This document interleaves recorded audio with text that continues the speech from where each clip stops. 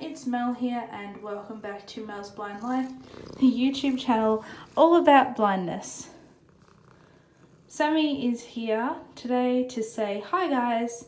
We are doing the long-awaited part 2 to Mummy's series on how blind people look after pets, and today's video is all about me, Sammy.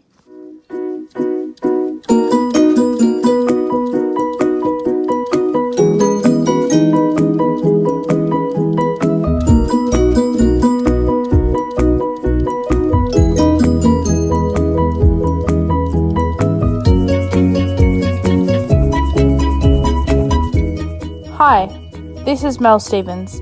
Welcome back to Mel's Blind Life, the YouTube channel all about blindness. So before we get started, I'll just tell you all a little bit about Sam. So Sammy is a female domestic short-haired tabby. She is about 8 months old at the moment. Her birthday is around the end of September. We don't have an exact birthday for her. So far as the people who I adopted her from are aware, but we think sometime in late September. So I've just said that her birthday is the 28th of September because someone's got to have a birthday, and the 28th of September is actually my grandfather's birthday. So I sort of thought that that would be nice to sort of have that as Sam's birthday as well. So Sam is adopted. She and her two brothers were both found and looked after by volunteers for a local cat rescue called Kitty's Crib, which I will link their Facebook page down below. And her two brothers and her have all three been adopted, and they were all adopted quite young. So that is a little bit about Sammy. So let's get started with talking about how I look after her. So being blind or vision impaired, one of the important things is to know where your animal is at all times. Obviously, pets have to be registered with local council, and they also have to have microchips up to date and everything. I'm sorry, but you need to show them. But I also have a bell on her collar, which is nice and obnoxiously loud and everything, but that is really important for me as a blind person to have a bell on her collar so that I know where she is. So as those of you who have pets would know, the first way to get to their heart is by feeding them a lot, and Sam is no different. So she is absolutely obsessed with food, and maybe I overfeed her a little bit. So she has 24-hour access to dry food.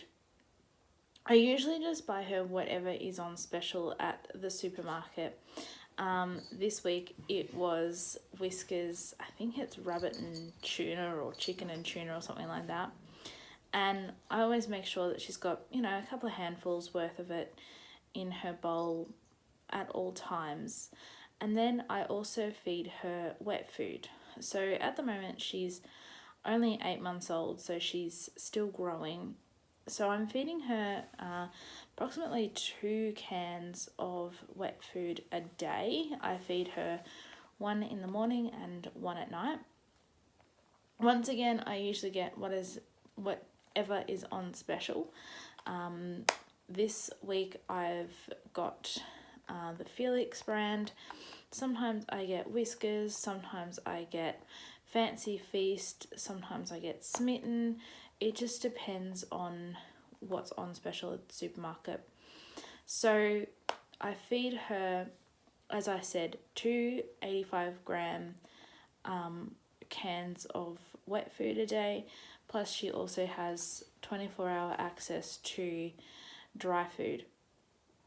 Now, of course, what goes in must come out, so I'm going to show you all about my litter tray and how I maintain that on a regular basis. So down here on the floor in my laundry is the litter tray. As you can see, it is extraordinarily gross right now, And underneath it is a pet pee pad. So the first thing I'm going to do is just pick up the pad out from underneath the tray, and I've just set it on top, and I'm going to take this whole lot outside. My litter tray, I've taken it out. I have taken the old litter and liner out, as well as removed the pad that was on the floor there. I need to clean the floor. So now I also rinsed the tray with some cold water outside, and I'm going to use this stuff. This is Rufus & Co. Tray Mate. It's a spray bottle, and what you do is you just squirt it in your litter tray.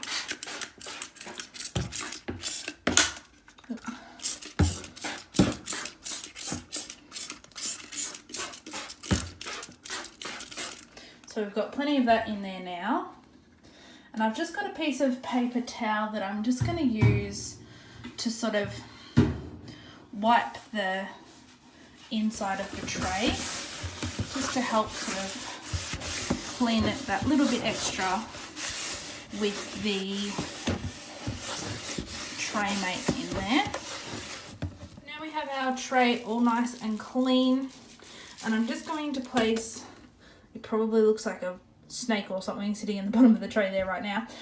This is a litter tray liner. It's a elastic on the outside, and it is, once again, pretty sure this one is Rufus & Co.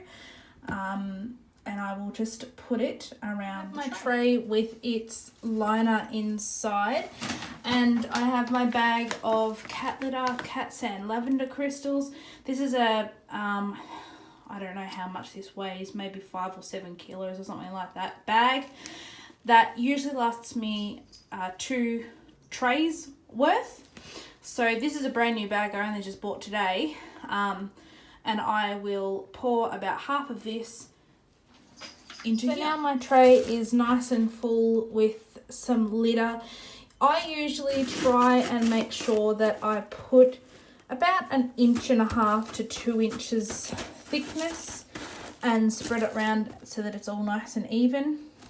So the next thing I'm going to do is I'm going to grab a brush and pan and a plastic bag and clean up the floor here where the litter tray sits. So now my floor is a little bit more respectable. I'm going to grab my pet pee pad.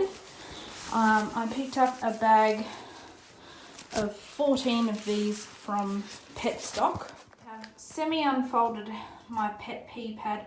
Only semi because it doesn't quite fit in this space here between the wall and the washing machine. And now I'm going to put my litter tray down on top of it.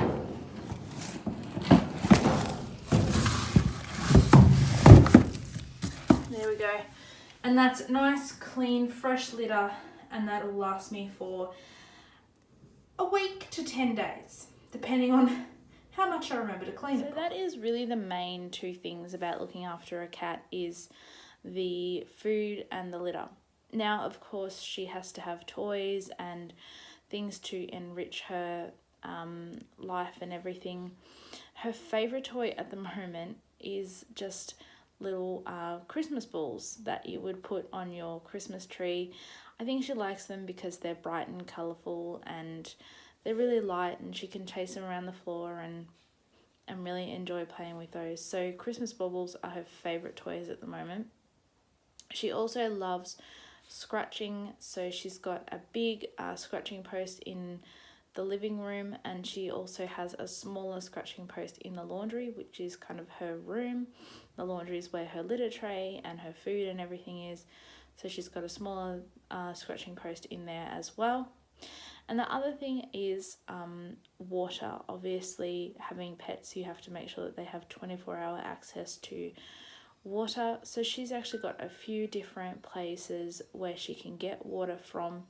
She's got a bowl of water in the laundry next to her 2 food bowls, and it's just a small cat bowl. Then she has got access to both of the dog's bowls of water. So the dog has one bowl of water in the hallway just near the bedroom and a second bowl of water under the kitchen servery. And she actually drinks out of the dog water. It is so cute to listen to her trying to drink out of the dog's water, but she does it. And I think she actually drinks out of his water more often than she drinks out of the little bowl in the laundry. So that is everything about how a blind person looks after a cat and just some general cat looking after sort of things. If you've got any questions or comments or anything you'd like to ask about how to look after a cat or how I look after a cat as a blind person, please let me know, and I'll see you all in the next video.